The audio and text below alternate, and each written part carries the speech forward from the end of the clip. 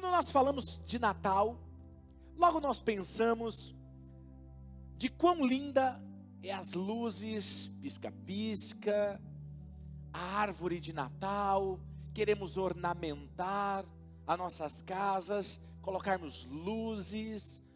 E quando nós falamos de Natal, é isso que vem à nossa mente. E quando o assunto é Natal, logo nós começamos a lembrar como foi o Natal passado, ou o Natal retrasado, daquela pessoa que bebeu demais na festa de Natal, e começou a falar abobrinha 2 horas da manhã, como foi chato, não é? E aí a gente começa a lembrar, talvez daquele momento, e talvez também lembramos daqueles momentos dos presentes, os brinquedos, aquelas embalagens que as crianças abriram, tiraram os brinquedos para fora, e todos animados, e de repente os brinquedos já não eram mais importantes, estavam jogados, largados de canto, porque não era mais importante.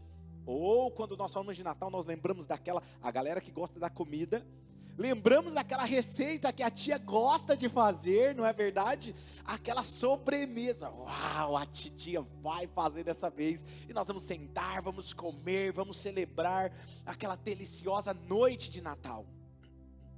Mas quando nós pensamos em Natal, nós precisamos lembrar o real motivo do Natal, o verdadeiro propósito de nós estarmos celebrando. E quando nós falamos sobre isso, a maioria das ministrações e sermões nessa época é falar do nascimento de Jesus, é falar do menino Jesus. Mas eu estava orando algumas semanas atrás, quando o Senhor me compartilhou algo que eu quero compartilhar com vocês, e Ele me deu esse direcionamento. Então eu não quero falar sobre Jesus como criança ou seu nascimento, mas eu quero falar já da fase adulta de Jesus. Eu quero falar com vocês sobre o real motivo de nós celebrarmos o Natal. Não é um sermão como sempre eu faço, mas é uma reflexão que Ele me pediu para compartilhar com vocês. Por isso que o título da mensagem de hoje é o melhor presente que eu poderia ganhar. Repita comigo, o melhor presente que eu poderia ganhar. Sabe, todos nós aqui, acredito que todos nós gostamos de ganhar presente. Mesmo que a sua linguagem de amor não seja presente, quem é que não gosta de ter uma surpresa e alguém entregar algo embrulhado para você, um ótimo presente? Sabe, eu quero ler 2 textos com vocês, um está em Marcos capítulo 9, versículo 1, e o outro está em Marcos 2, 1. Abra o seu aplicativo do seu celular na versão da Bíblia que você mais gosta, e vamos ler esse texto comigo ou acompanhe na projeção. Mateus 9:1 diz assim: entrando Jesus num barco, atravessou o mar e foi para onde? Para a sua cidade. Agora Marcos capítulo 2, versículo 1. Poucos dias depois, tendo Jesus entrado novamente em Cafarnaum, o povo ouviu falar que ele estava em casa. Nesse texto que lemos diz que ele atravessou o mar e ele foi para a sua cidade. E isso muito me intrigou, porque o Criador do universo decidiu estabelecer a base do seu ministério não em uma cidade grande, em uma capital, mas em uma cidade pequena. Isso me intrigou porque não era Jerusalém a capital. Ele não escolheu fazer a base do seu ministério. Se alguém pensa num ministério global, algo que tem que atingir o mundo todo, talvez. Eu já conversei com algumas pessoas que são cantores profissionais, pregadores profissionais no âmbito religioso. Eles dizem que é melhor eles morarem em Campinas, que tem um aeroporto, ou São Paulo, numa grande capital, porque é mais fácil o acesso, os voos, para ele ir para qualquer parte do mundo. Mas quando eu olho para a vida de Jesus, ele não escolhe uma capital, ele escolhe uma cidade simples, pequena. Ele decidiu estabelecer a sua base do seu ministério ali, porque...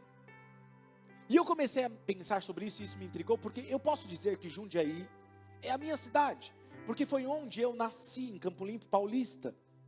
Mas Jesus não estava entrando em Belém, onde ele nasceu. O texto diz que ele estava entrando em Cafarnaum. E talvez eu pensei, não, mas talvez o escritor desse evangelho estivesse enfatizando a cidade onde Jesus cresceu. Porque eu posso dizer que Marília é a minha cidade, porque foi onde eu cresci. Cheguei aqui com 11 anos. Então eu praticamente cresci, só saí para fazer faculdade fora. E eu falei, então espera aí, talvez ele esteja falando da cidade onde Jesus cresceu. Mas o texto não diz que Jesus estava entrando em Nazaré ou Jerusalém, na capital do reino. Ele estava entrando numa pequena cidade chamada Cafarnaum. Diga comigo, Cafarnaum. Esta era a cidade que Jesus chamou minha cidade. Quando eu estive lá em Israel, eu visitei essa cidade. E olha a placa que tem, tanto na lateral quanto no portão. Cafarnaum, a cidade de Jesus. Ele repetiu isso tantas vezes, que aquela cidade era a sua cidade, que eles registraram. E é uma cidade pequena. E aí em Marcos 2, o texto diz que ele entrou outra vez em Cafarnaum, em sua cidade, e diz que depois de alguns dias, ele estava em sua casa. E eu comecei a pensar sobre o texto de Mateus capítulo 8, versículo 20, que diz assim: Jesus respondeu: as raposas têm suas tocas e as aves do céu têm os seus ninhos, mas o Filho do Homem não tem onde repousar a sua cabeça. Não tem onde repousar a sua cabeça. E algumas vezes eu tenho pensado sobre isso. Onde vivia Jesus? Onde ele vivia? Porque ele não vivia em uma caverna, ele não vivia, ele tinha uma casa, ele dormia em uma cama, ele não estava dormindo ao relento por aí, não. Nós nunca pensamos sobre isso, na verdade, porque nós sempre olhamos para o lado da divindade de Jesus, mas nós não olhamos para o lado da pessoa de Jesus, o homem Jesus. Onde Jesus morava? Onde Jesus dormia? Onde ele passava as noites depois do seu trabalho, depois de viajar longas horas do dia, à luz do sol? Onde ele passava depois que ele curava os enfermos, fazia milagres? Onde ele descansava? Qual era o lugar?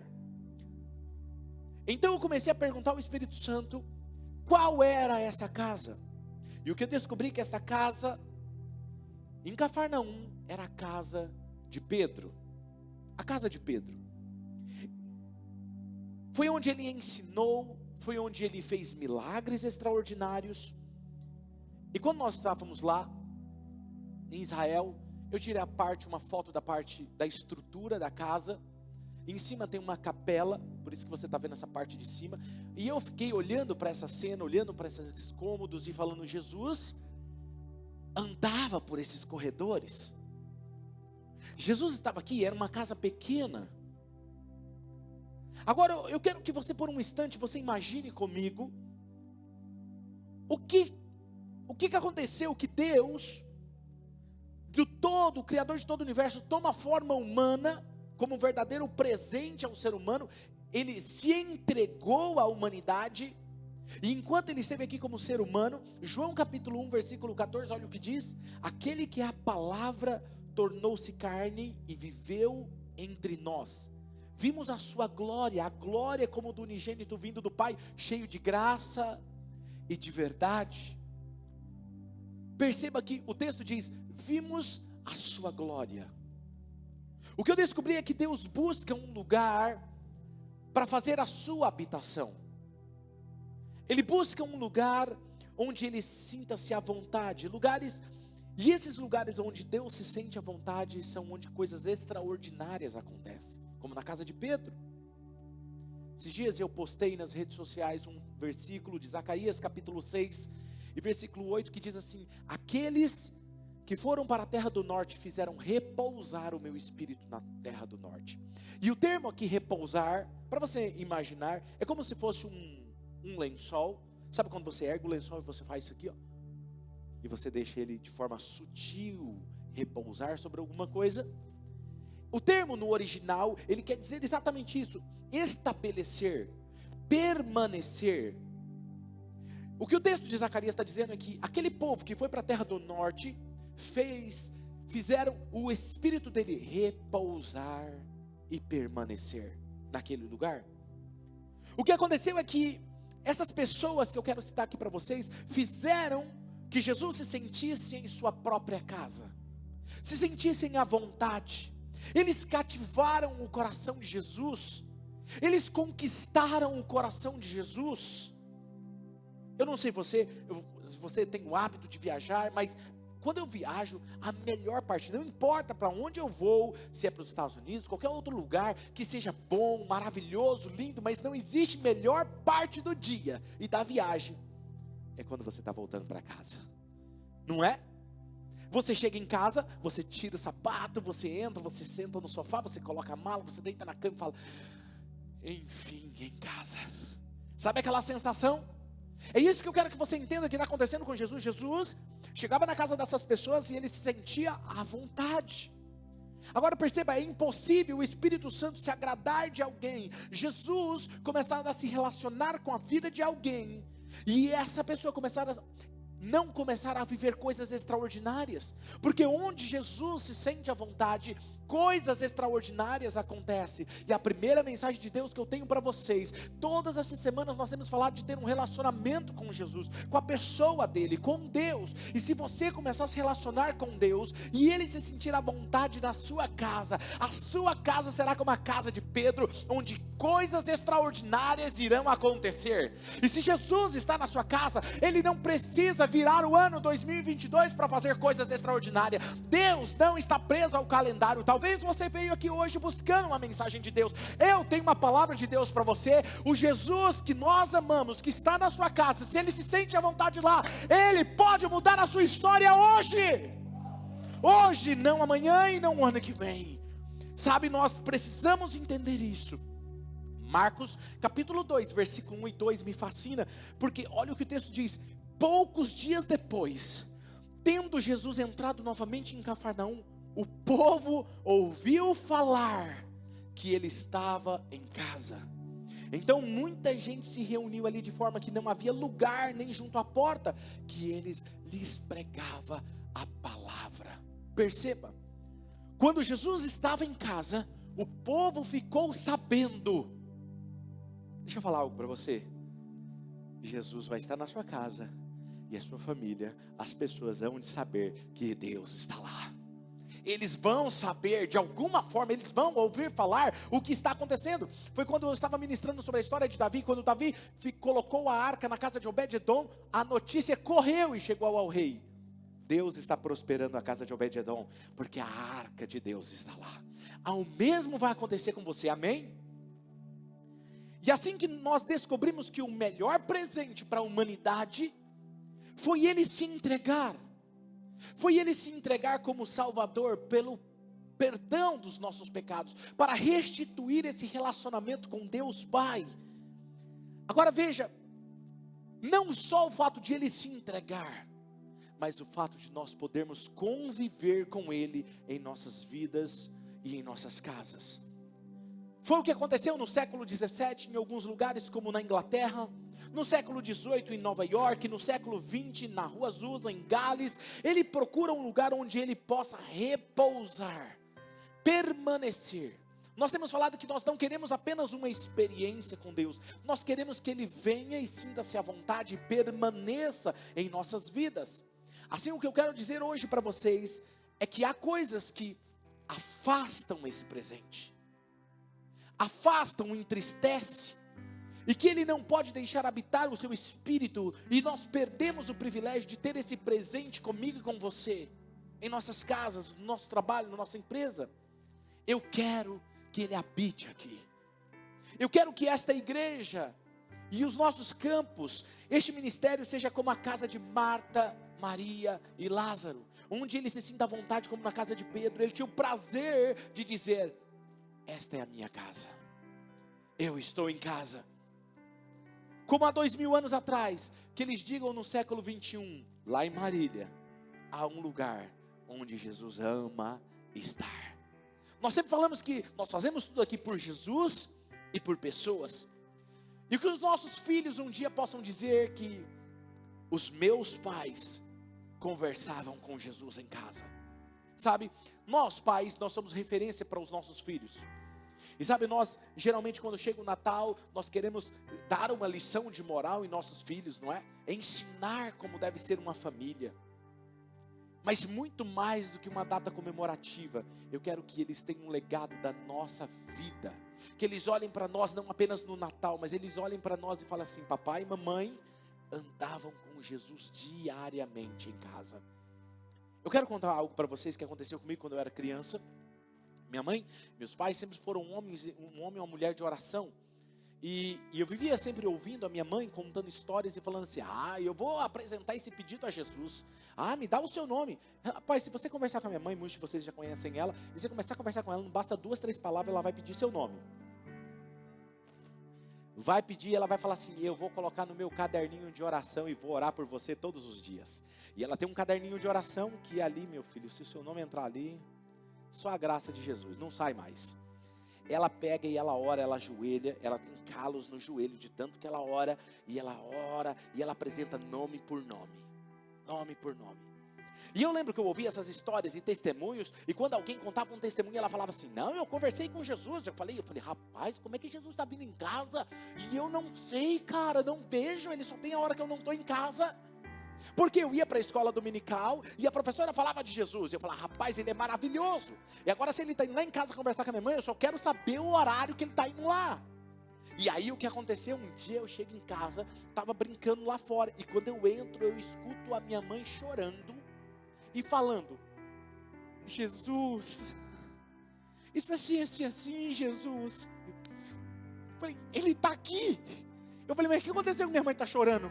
E eu saí assim de ponta de pé, porque ela estava lá no quarto, e eu saí assim. Olhei na fresta da porta e ela estava lá de joelhos. Jesus, Jesus.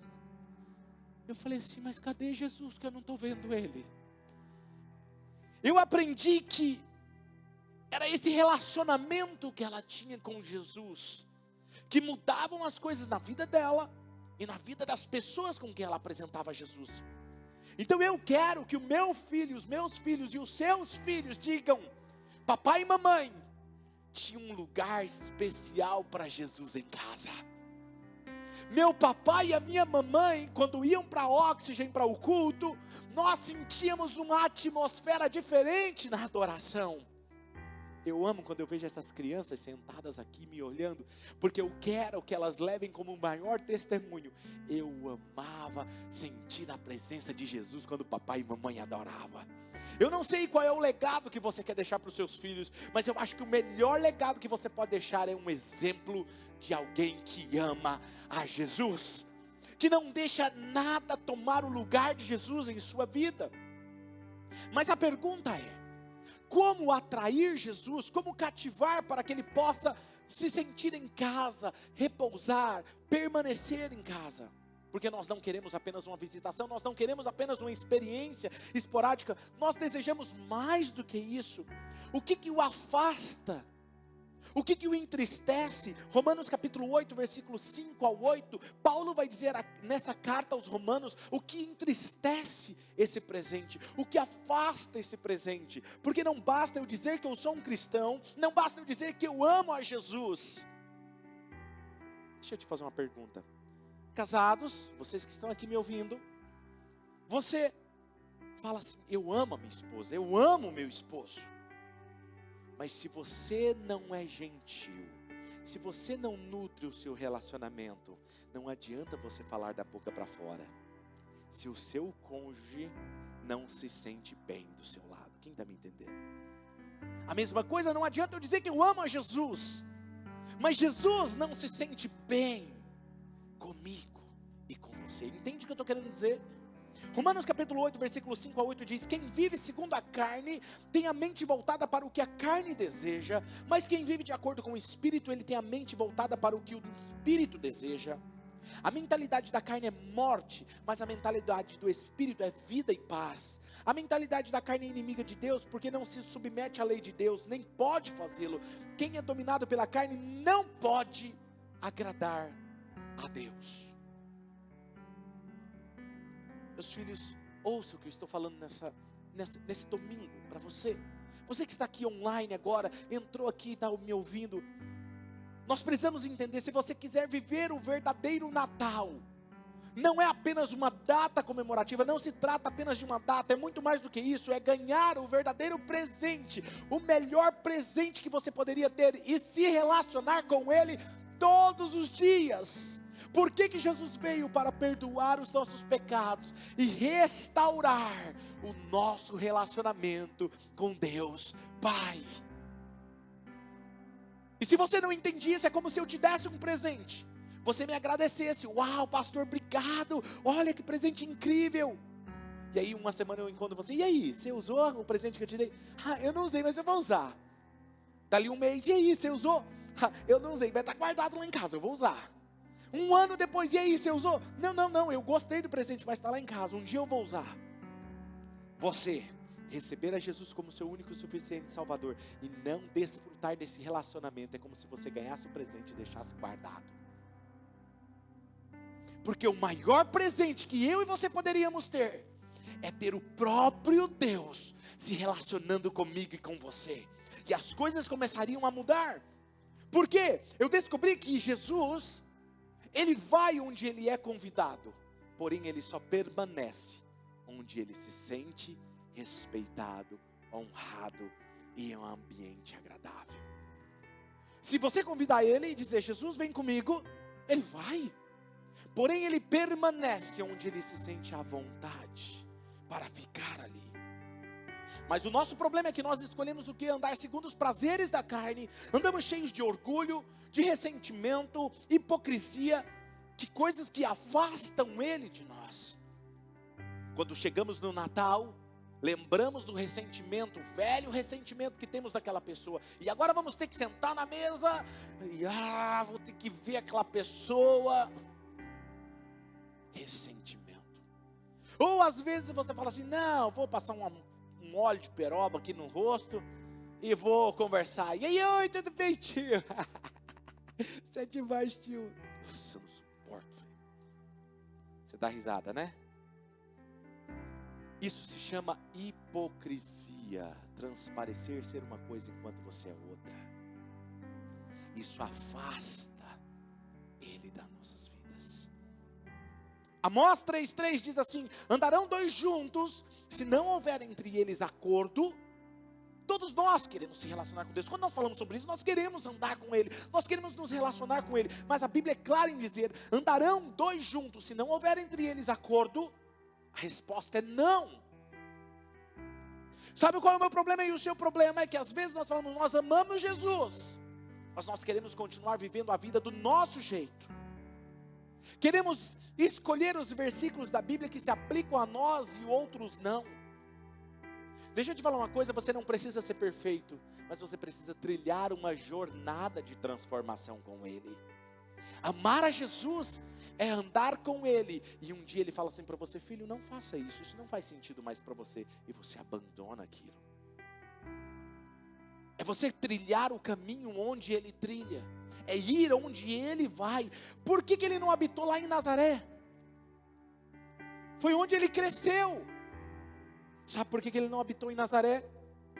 Por causa da incredulidade. Incredulidade afasta Ele. Diz um texto que ali Ele não pôde operar muitos sinais e maravilhas, por causa da incredulidade do povo. Não era por causa que Deus estava fraco de poder, não é porque Ele não estava ungido aquele dia, porque a única coisa que nos impede de receber algo de Deus é a nossa incredulidade. Incredulidade. Por que Ele não habitou em Jerusalém, a capital do reino? Por que Ele não habitou ali? Era chamada a cidade de Deus. Cidade linda, Jerusalém. Um dia, muitos de vocês terão o privilégio de viajar comigo a Jerusalém. Nós vamos fazer uma caravana para lá, amém?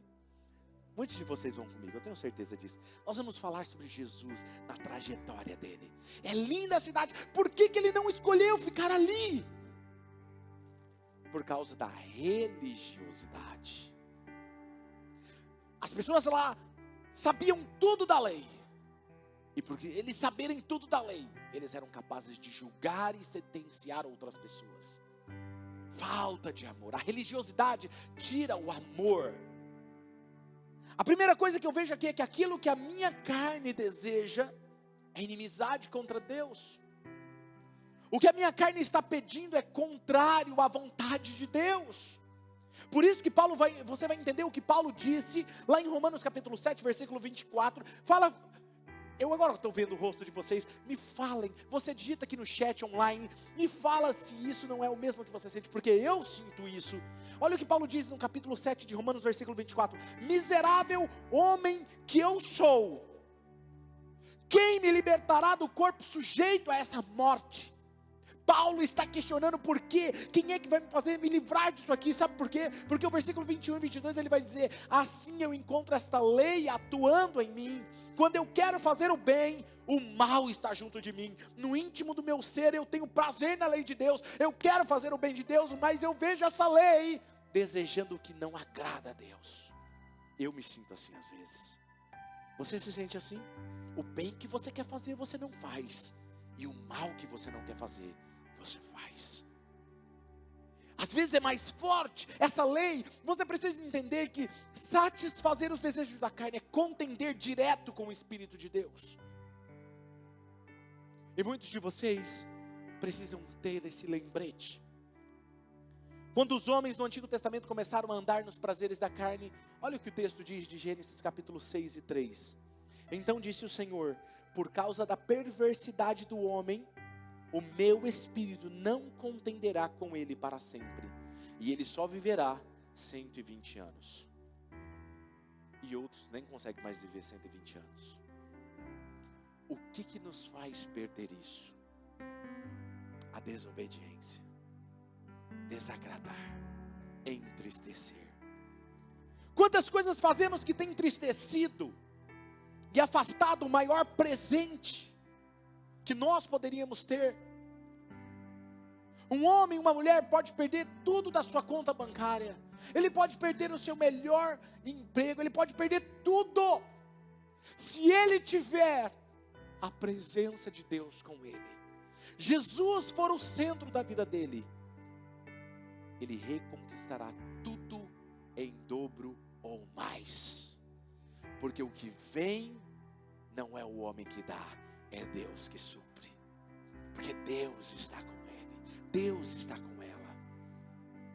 Davi, por isso que Davi vai dizer no Salmo 51, versículo 11, Davi sabia disso, nós ministramos sobre Davi esses dias, Davi disse, não me expulses da sua presença, não retires de mim o teu Santo Espírito. Davi sabia que a melhor coisa que poderia acontecer com ele era a presença de Jesus com ele, na casa, no palácio, nos relacionamentos, na sua empresa, nas suas decisões. Pergunto novamente a você, as suas decisões, onde Jesus tem feito parte dela? Os seus relacionamentos, na sua empresa, no seu trabalho, no seu dia a dia, no final de ano, onde Deus está? Qual é o lugar que Ele ocupa em sua vida? Eu já vi muitos grandes líderes, pastores, deixaram que o presente se fosse, não valorizaram e perderam tudo, porque não valorizaram aquilo que realmente importava, perderam tudo, perderam alegria, ânimo, os sonhos, perspectiva, esperança. E como pastor de vocês, o meu desejo é que hoje, o mais profundo desejo de vocês seja ter o melhor e maior presente que vocês poderiam ganhar, se relacionar com Ele. Se tem uma coisa que Jesus chamou um dia seus discípulos, sentou com os seus discípulos e fez Jesus rejeitar os religiosos da época, foi a hipocrisia. Jesus chamou os seus discípulos e disse, jamais sejam hipócritas, não deixe que o fermento dos fariseus contamine vocês. Por que Jesus fez questão de reunir os seus discípulos e dizer, não deixe que o fermento dos fariseus contamine o coração de vocês? Porque era possível, mesmo alguém que anda com Jesus, é possível se contaminar com aquilo que afasta Jesus. Às vezes você está frequentando a igreja, mas seu coração está distante dele, não pulsa na mesma batida. Por isso eu digo mesmo a vocês, jamais vivam por aparência, bonito por fora, priorizando o externo. Tudo que precisamos não é ser perfeito, mas precisamos ter coragem de ficar perto de Jesus. Diga comigo, perto de Jesus. Diga, perto de Jesus.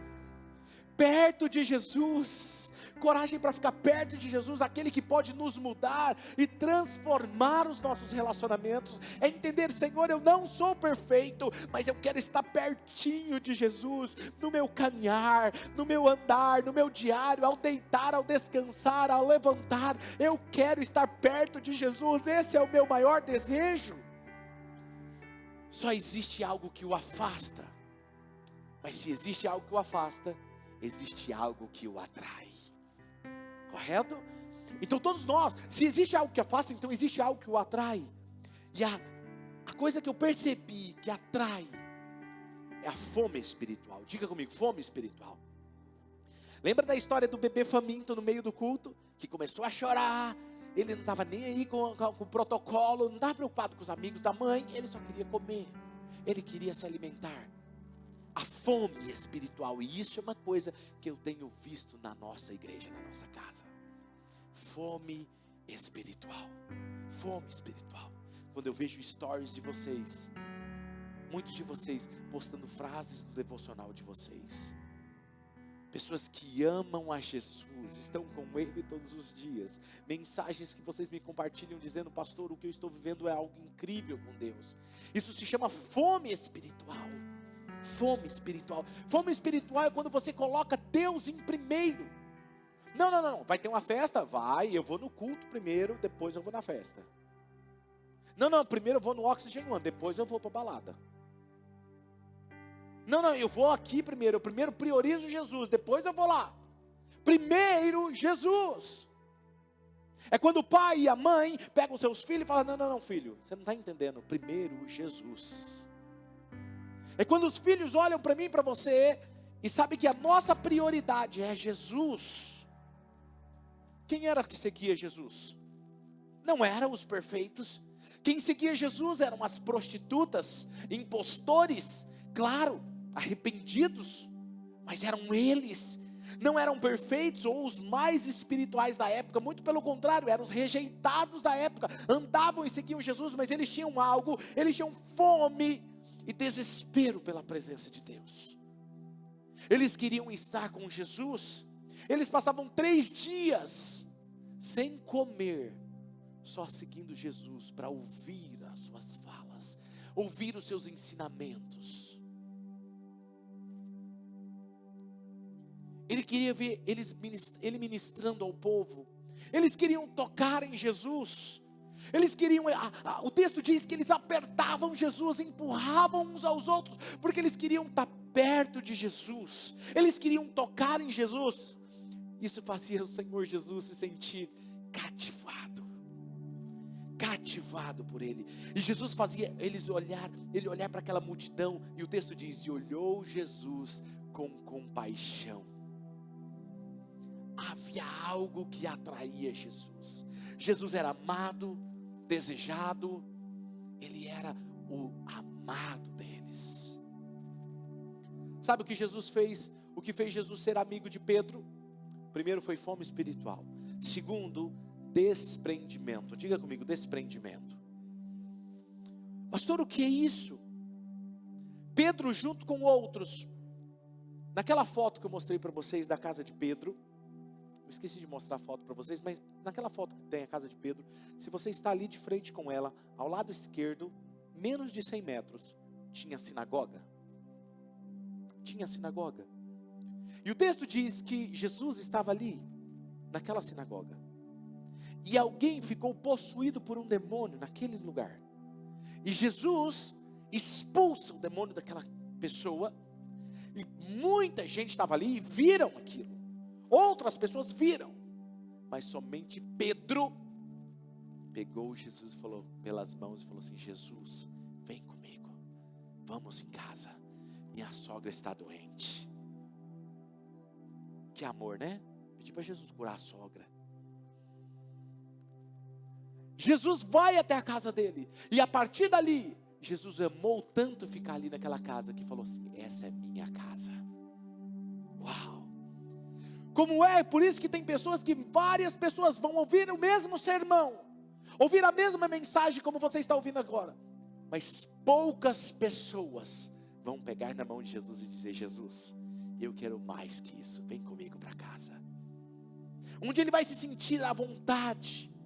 Pedro deixou tudo por Jesus, levou para sua casa. Eu creio, a história não diz, mas eu creio, a Bíblia não diz isso, mas eu creio que ele cedeu a sua cama para Jesus. Ele cedeu a sua cama, ele cedeu a sua casa para Jesus descansar. Pois quando Jesus foi pregar na Galileia, ele subiu no barco de Pedro. Tinha outros barcos, mas ele pede para Pedro para subir no barco dele. Só quando você tem liberdade com alguém, fala assim: posso usar seu barco? É como se eu tivesse aqui, todos vocês têm carros, mas se eu tivesse que pedir um carro emprestado, eu vou pedir um carro emprestado para quem? Para quem é mais próximo. Faz sentido para você? Pedro deu tudo ao amado Jesus. Seu maior e melhor presente estava ali em sua simples casa. E enquanto Jesus esteve ali, a sua casa foi chamada de casa de Jesus. Milagres aconteceram ali. Quantas pessoas conheceram Pedro por causa de Jesus? Jesus estava ali. Lucas capítulo 5, versículo 1 ao 3 diz assim, na versão A Mensagem: certa ocasião, ele estava na praia do lago de Genezaré, e a multidão se acotovelava para ouvir melhor a palavra de Deus. Então avistou 2 barcos amarrados, deixados ali pelos pescadores, que lavavam as redes. Jesus entrou no barco que era de Simão. Simão aqui é Simão Pedro. E pediu ao discípulo Pedro que o afastasse um pouco da margem, usando o barco como púlpito. Sentado ele ensinava a multidão. As pessoas estavam apertando Jesus, queriam tocar em Jesus, queriam chegar perto de Jesus. E ele diz: Pedro, deixa eu usar o seu barco, eu já estou na sua casa, deixa eu usar o seu barco. E ele entra no barco e ele pede: me afasta da praia, empurra um pouco mais. Imagina essa cena, as pessoas aí, e ele se afastou, e ele sentado no barco, ele ministrava e ensinava as pessoas. Mateus 19, 27 diz: então Pedro lhe respondeu: nós deixamos tudo para seguir-te. Desprendimento. Não era apegado. O que é meu é teu, Jesus. O que é meu é teu. Te pergunto, hoje tudo o que você tem, seus relacionamentos, seus bens, sua empresa, você pode dizer: a minha vida, tudo que eu tenho é teu, Jesus. Quando Jesus estava dormindo, repousando, descansando em seu barco, toda a voz da tempestade é calada ao som da sua voz. E provavelmente era o barco de Pedro. Ele estava dormindo, estava tendo uma tempestade, e eles acordam Jesus. Jesus, o barco está afundando. E Jesus se levanta e diz: acalma-te, vento. Escuta, você só pode acordar Jesus para acalmar uma tempestade quem tem Jesus no barco. Porque você pode estar num barco no meio de uma tempestade, se Jesus não estiver ali, quem é que vai acalmar a sua tempestade?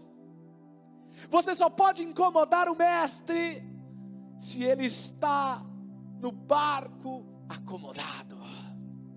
Quem está me entendendo? Quando ele está com você e ele se sente bem, você pode falar: Jesus, cuida dessa situação que eu não sei o que fazer. Tem algumas coisas que acontecem na nossa vida, na verdade, nos relacionamentos, na empresa, no trabalho, no dia a dia, que a gente realmente não sabe como lidar. Mas se você tem esse relacionamento, você pode dizer: Jesus, resolve aí que eu não sei o que fazer. Qual é a voz que precisa se calar ainda esse ano na sua vida? Qual é a voz que tem gritado contra você palavras de destruição, de falta de esperança? Qual é a tempestade que está na sua vida? Qual é a tempestade que está soprando na sua família e na sua empresa, que você precisa que se cale ainda esse ano? Tem nome? Se Jesus está no seu barco, Ele pode acalmar. Qual é a voz? Só existe um que pode se levantar e calar as vozes do vento em sua vida, e para isso ele precisa haver desprendimento. Pedro deu tudo a ele. seu amado, o desejado, seguiu Jesus até o fim da sua vida.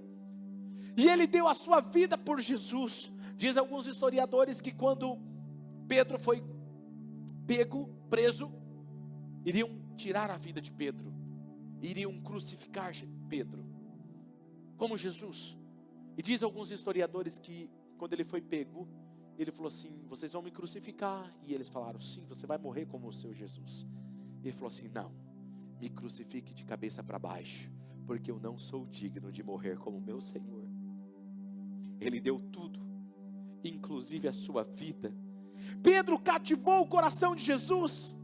A multidão queria ter Jesus também em suas casas. Os ricos queriam ter Jesus em suas casas. Os pobres queriam ter Jesus em suas casas. Quem não queria ter Jesus ali morando com você? Porém, ele escolheu morar na casa daquele simples pescador. Eu comecei a imaginar Pedro dando a sua cama para Jesus ficar. Descansa, Jesus, eu vou fazer alguma coisa ali, descansa. Enquanto Jesus tinha que se recompor, descansar, eu imaginava Pedro de vez em quando dando uma olhada assim, olhando o rosto de Jesus, descansando. Aquela paz. Será que você pode entrar hoje na sua casa, saber que Ele está ali? Eu não sei se isso acontece com você ou se eu sou muito louco. Às vezes eu paro na minha casa e fico em silêncio, fecho os meus olhos, eu sei que Ele está ali. É como se eu ficasse olhando, contemplando Ele, sentindo o respirar dEle naquela casa. Como eu estou me sentindo aqui agora? Eu não o vejo, mas eu o sinto nesse lugar. A Bíblia declara que Deus vai à casa dos seus amigos. Quando Jesus ia a Jerusalém, que era a capital, Ele não ficava na capital. É como se Jesus fosse ministrar em São Paulo. Ah, não vou ficar em São Paulo não, eu vou descer aqui, vou a uma cidade menorzinha. Tinha uma cidadezinha acima de Jerusalém, chamada Betânia. Diga comigo, Betânia. Sabe quem que morava em Betânia? Alguém que lembra quem morava em Betânia? Maria, Marta e Lázaro. Jesus os amava. Jesus escolhia sair de Jerusalém e ir lá para Betânia, para ficar na casa deles. Jesus os considerava amigos, pois ele sentia vontade ali. Ele vai para casa e permanece na casa dos seus amigos. E quando Lázaro morreu, ele estava viajando e ele fica sabendo que Lázaro estava mal. Ele volta 4 dias depois. Escuta isso. E quando ele chega, quando ele fica sabendo que o seu amigo tinha morrido, ele vira para as pessoas e diz assim: Lázaro, nosso amigo, está dormindo. Escuta isso. João 11:11. Depois de dizer isso, prosseguiu dizendo-lhes: nosso amigo Lázaro adormeceu, mas eu vou até lá acordá-lo. E aí, né, se você continua lendo os versículos, os discípulos falam assim: mas se ele está dormindo, ele pode acordar. E Jesus fala, aí Jesus é claro com ele: mas vocês estão difíceis de entender, hein? Eu estou dizendo que ele está dormindo porque eu vou ressuscitar ele. Ele morreu. Agora escute isso. Versículo 38 a 44. Jesus outra vez, profundamente comovido, foi até o sepulcro. Era uma gruta com uma pedra colocada à entrada. E ele disse: tirem a pedra. E disse ele: tirem a pedra. Disse Marta, irmão do morto: Senhor, ele já cheira mal, pois já fazem 4 dias ele está em estado de putrefação. Olha isso. Disse-lhe Jesus: não falei que se você cresce, veria a glória de Deus? Então tiraram a pedra. Jesus olhou para cima e disse: Pai, eu te agradeço porque me ouviste. E eu sei que sempre me ouves, mas disse isso por causa do povo que está aqui, para que creia que tu me enviaste. Depois de dizer isso, Jesus bradou em alta voz: Lázaro, vem para fora. E o morto saiu com as mãos e os pés envolvidos em faixas. E aí eu fico imaginando a cena, minha mente mexicana, lembra que eu falei para vocês? Como é que uma pessoa sai com o rosto, as mãos e os pés enfaixados? Faz sentido? Ué, se está amarrado, está enfaixado, como é que você vai andar? Mas ele teve que obedecer. O morto saiu com as mãos e os pés envolvidos em faixas de linho, o rosto envolto de pano, e disse-lhe Jesus: tirem as faixas dele e deixe-o ir.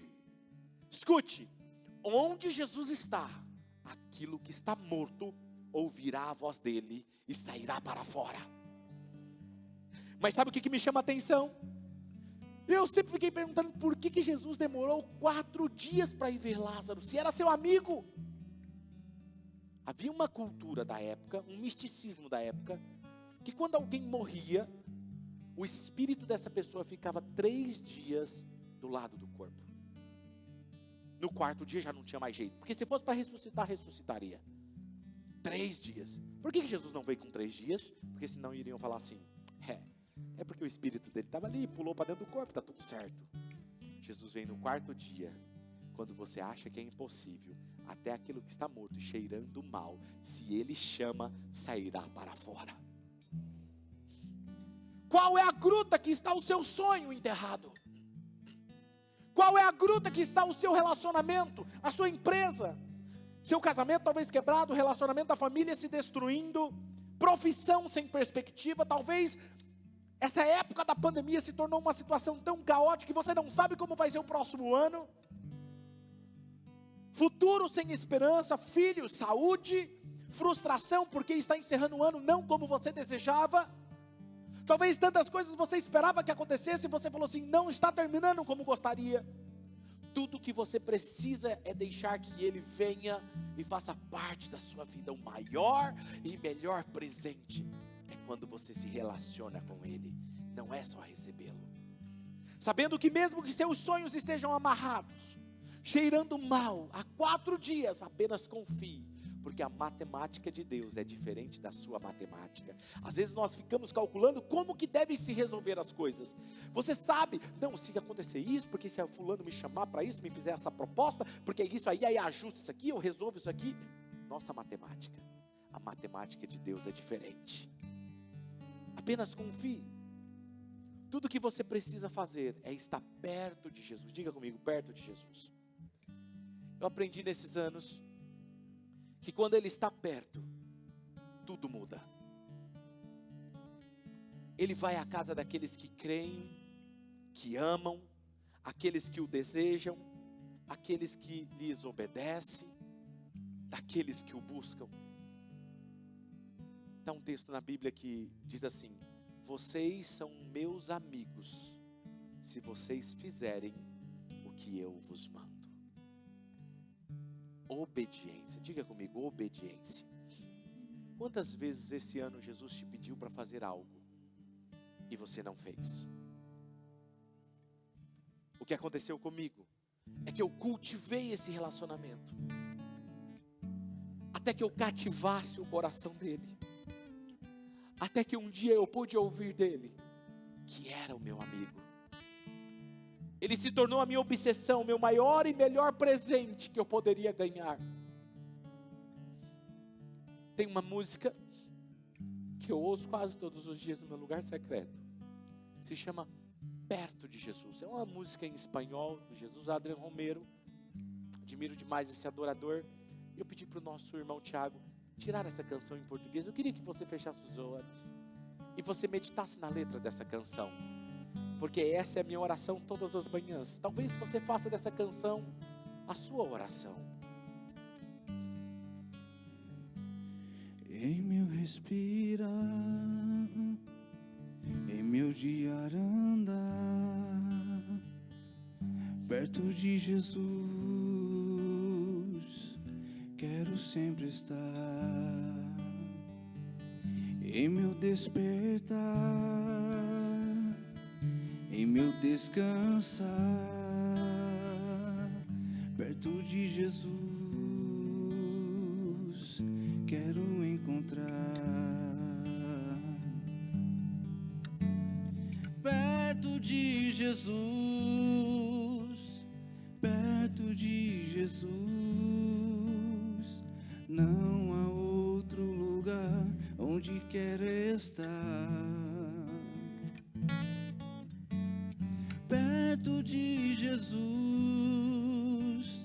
perto de Jesus, quero sempre estar perto de Jesus. Escuta isso.